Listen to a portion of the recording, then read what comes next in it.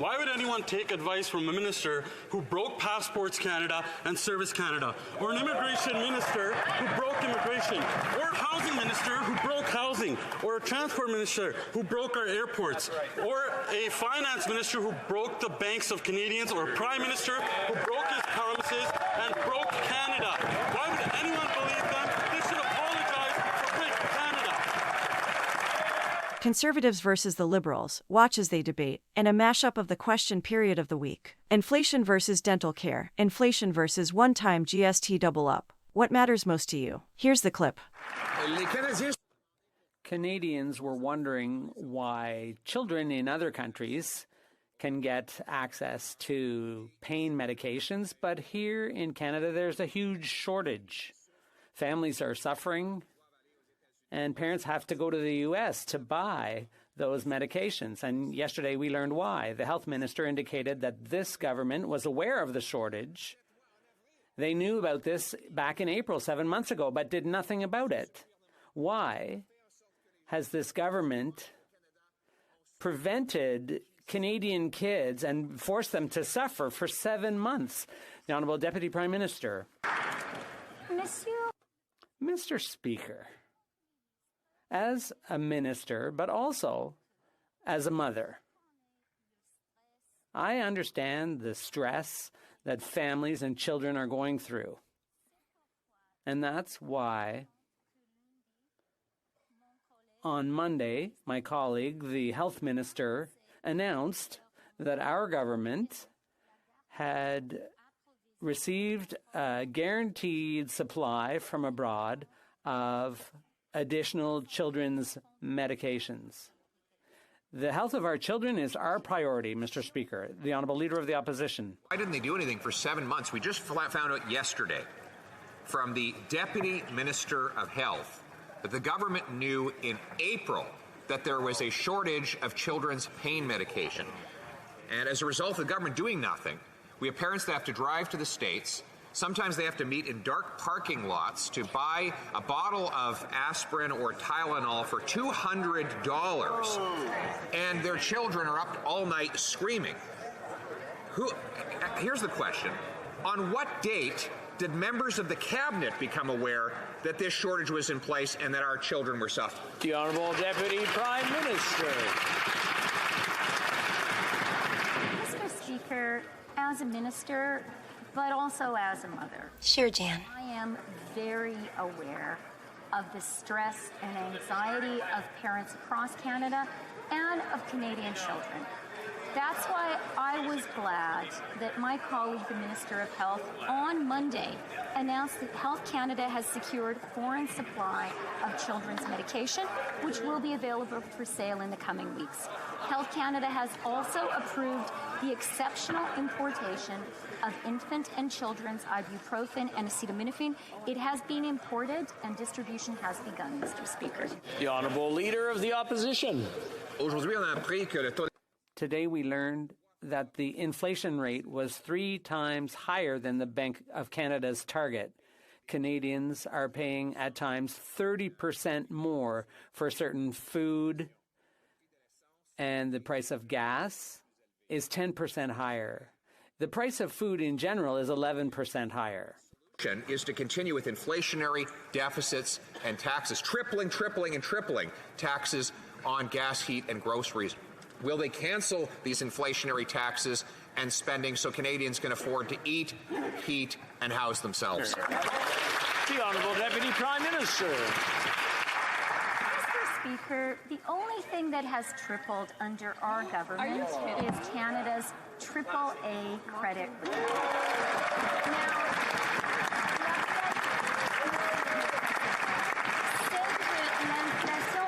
Now, inflation in Canada has gone down and has become relatively stable for the past 4 months, and that's good news. But we do understand that Canadians are still struggling, and that is why we have acted responsibly and in a caring fashion fiscally. So she tells Canadians that they've never had it so good. Wow. She's out of touch and Canadians are out of money. One of the reasons is the rising cost of fuel. Home heating bills are up 77% in Newfoundland and Labrador. Similar increases across the Atlantic, and Northern Ontario will get hit hard because of oil heating. And yet the government wants to triple the carbon tax to punish people further. This after the tax failed to reduce emissions or hit targets to fight climate change. Instead of hitting Canadians with more punishing taxes, why don't they give Canadians relief so they can keep the heat on? The Honourable Deputy Prime Minister. Mr. Speaker, you know who is broke in Canada today?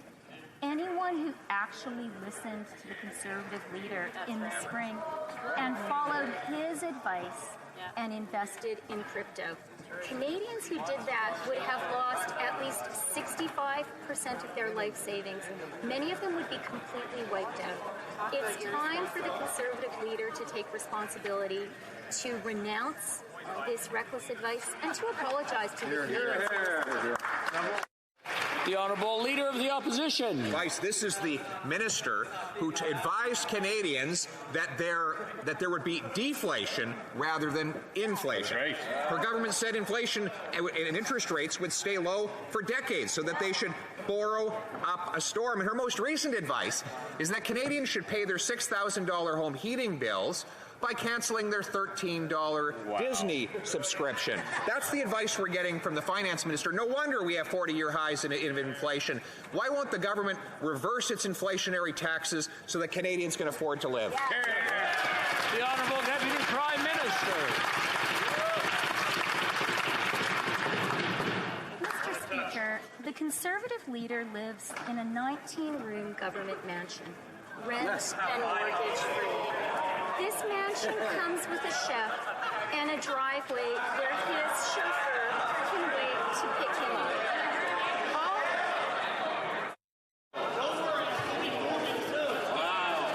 Wow. Rosedale lead. Order.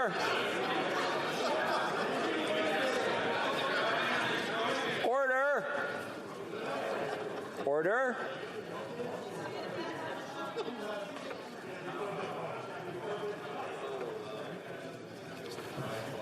The Honourable Deputy Prime Minister from the top, please. From the top.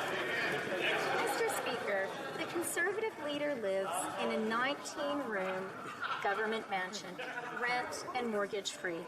The mansion comes with a chef and a driveway where his chauffeur can wait to pick him up. Now, all of these privileges are a recognition of the essential role of the official opposition. But with this privilege comes responsibility. And that responsibility I'm not getting any sound here. Not giving advice. It's time for the Conservative leader today to apologize for his reckless advice. 40-year highs in Liberal food inflation is forcing more families into food banks than ever. Yesterday, the PBO said the savings the Liberals are claiming aren't transparent and has the finance minister looking more like Pinocchio. She's out to lunch while Canadians have to skip lunch. Will the finance minister show some compassion and cancel the cruel tripling of taxes on groceries? The Honourable Minister for Families. Mr. Speaker, first of all, my honourable colleague is absolutely false. There is no tripling of taxes that is coming forward.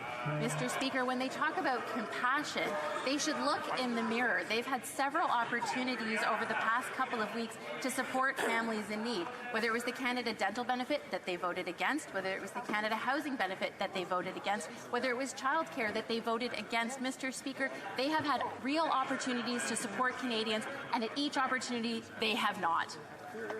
The Honourable Member for Calgary Forest Lawn. Why would anyone take advice from a minister who broke Passports Canada and Service Canada, or an immigration minister who broke immigration, or a housing minister who broke housing, or a transport minister who broke our airports, or a finance minister who broke the banks of Canadians, or a prime minister who broke his promises and broke Canada? Why would anyone believe them? They should apologize for breaking Canada.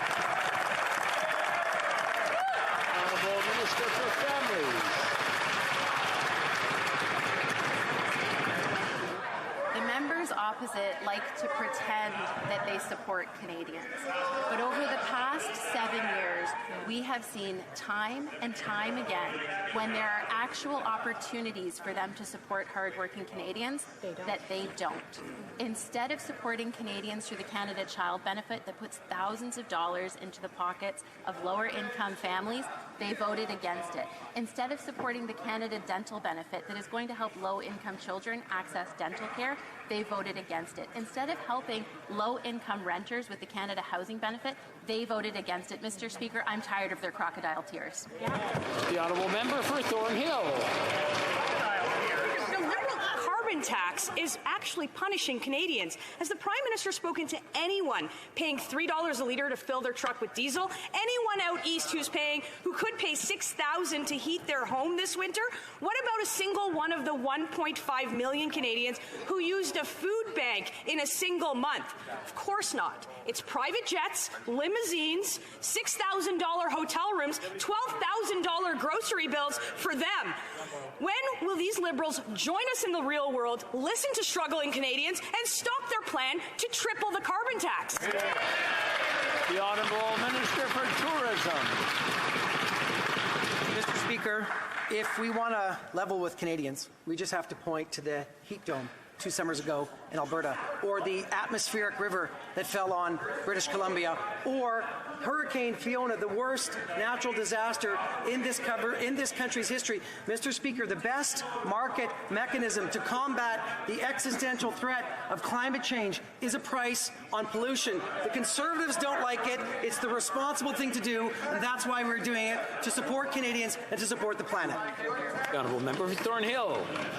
It's bad enough that this government hasn't hit a single environmental target it's ever set. The Parliamentary Budget Officer, the Prime Minister himself chose, says that Canadians from Alberta, Saskatchewan, Manitoba, Ontario, they pay more in carbon tax than they get back. So he can tell his minister that cutting the Disney Plus subscription will buy him a whole 5 litres of diesel. It might heat his home for a whole few hours this whole winter. So I'll ask again, when will they join everyone in the real world, tell the truth, listen to struggling Canadians, and scrap their plan to triple the carbon tax? The Honourable Parliamentary Secretary to the Minister of Environment. You know, Mr. Speaker, the other day I listened to the MP for Mission Matsqui Fraser Canyon, who spoke so eloquently about his community, especially the community of Lytton, BC, Mr. Speaker, because we all know that Lytton burned to the ground. The temperatures reached 50 degrees C in the worst environmental disaster, the worst climate catastrophe in our history, Mr. Speaker. Yet the words climate change never come out of the honourable members' lips. Mr. Speaker, they should stop the triple shtick and do something positive about climate change. Speaker, these Liberals have spent over $100 billion on climate change, and their carbon tax has increased the cost of food, home heating, and gas. And things are getting worse than ever before. Inflation's at a 40-year high, and now we're finding out that Canada, with all this spending and all these taxes, we're ranked 58th out of 63 countries in the world for the Climate Change Performance Index by COP27. Wow. We're the bottom of the barrel on climate change, Mr. Speaker. They don't have a climate change plan. They have a tax plan. So when will they axe the carbon tax so that Canadian families can afford to live? Hear, hear. The Honourable Minister of Immigration. Speaker, I find it revealing that the preamble to the honourable member's question, she seemed to criticize us for making serious investments in climate change. It should come as no surprise, though, that they oppose our measure, because she knows very well that the policy we've advanced actually puts more money in the pockets of Canadian households. I'm not surprised that they're opposing it, because at every instance, they have opposed measures since 2015 that actually leave ordinary families better off. When we raise taxes on the wealthiest to give a tax break to the middle class, they voted against it. When we stopped sending child care checks to millionaires to put more money in the pockets of 9 out of 10 Canadian families, they voted against it. And now when we're charging people for pollution and giving that money directly to families, they oppose it too. The Honourable Member for Parry Sound, Muskoka. Mr. Speaker, the Prime Minister broke his promise to Canadians. In 2017, he launched his national housing strategy, calling it, among other things, a life-changing plan to get Canadians into homes and to keep them there. The minister even recently gave housing bureaucrats $48 million in bonuses for a job well done. But we all know, Mr. Speaker, the housing crisis has gotten worse and worse and worse under this government. So, will the minister please explain to this House and to Canadians why he gave $48 million of bonuses to bureaucrats for a job not done? The Honourable Minister for Housing.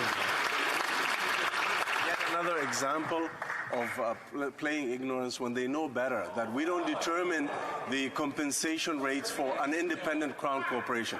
But what I will speak to, if the member has the courage to talk to his leader, to stop being the biggest gatekeeper to supports for housing for Canadians. When we introduced legislation to deliver much-needed rental supports to Canadians, what did that side do? They opposed it.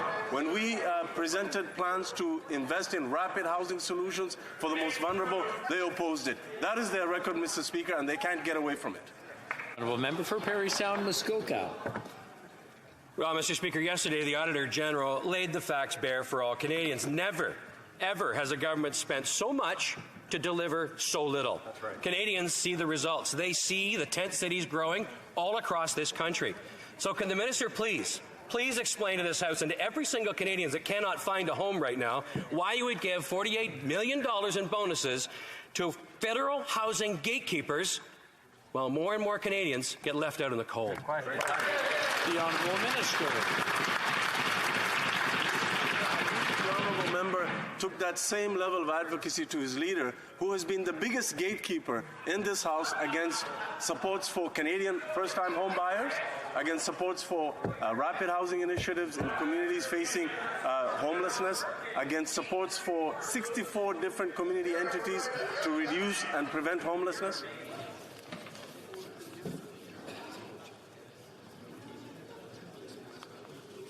The Honourable Minister, maybe from the top so I can hear the whole thing this time. It's at a distance over there. I'm having a hard time. To live up to their record, and when someone actually states their true record in this side of the House, they have a problem listening to it. But those are the facts. Whether it is first-time home buyers saving up to $40,000 in a tax-free savings account, they voted against it. When it is providing more supports to communities facing homelessness through the pandemic by preventing 62,000 people from entering homelessness and providing permanent solutions to 32,000 Canadians experiencing homelessness, they voted against it. The Rapid Housing Initiative has delivered 10,250 deeply affordable homes. They voted against that. Mr. Speaker, winter is here, and Canadians will be paying thousands more dollars to heat their home because of the inflationary Liberal carbon tax. They'll be paying more for everything because of the out-of-control spending of this greedy NDP Liberal costly coalition. Canadians need help now. So will the Liberals end their inflationary spending and cancel their plans to triple taxes on gas, groceries, and home heating? The Honourable Government House Leader. In the globe today, there are a couple of things that are happening across the world that I think we have to be very mindful of. The existential crisis of climate change and the reality of inflation. Inflation, I think, is something that is making it very difficult for people across the world to pay their bills. Canada is below not only the EU, but the G7, with one of the lowest inflation rates that exists in the world. That is not good enough. That doesn't exactly. The members are opposite. It's cold comfort. And what they expect is solutions, not raising anxiety, not raising fears, not pretending that issues that exist don't exist, Mr. Speaker. Climate change is real. Inflation is real. It demands maturity and real answers, Mr. Speaker. The Honourable Member for Coast of Bay Central, Notre Dame. Mr. Speaker, Thelma and Everett from Twillingate spent $5,500 in home heating fuel last winter. They wrote me, "We are in our 60s, still working, with no pension. We can't afford that kind of bill." Since last winter, the price of home heating fuel has increased by 77.3% in Newfoundland and Labrador. And with the addition of carbon tax to that, grand total, 97.3%. Will the Prime Minister have mercy on Thelma and Everett and many like them and cancel his plan to triple the carbon tax on gas, groceries? The Honourable Government House Leader. I have no doubt that the member's constituent, the person that they're referring to, is facing a great deal of anxiety. They would want to know, as an example, that the money that they're paying for a price on pollution, they actually get back. And of course, the member opposite knows that. But they would also want to hear that they have a government that would care about, if they have their grandchildren, the type of world that they're inheriting. The type of costs that were involved with climate change are trillions upon trillions of dollars. You want to talk about a legacy that they're giving to their grandchildren, ignoring the climate crisis, pretending it isn't real, pretending that facts aren't facts, lying to them, frankly, Mr. Speaker, about the reality of that circumstance.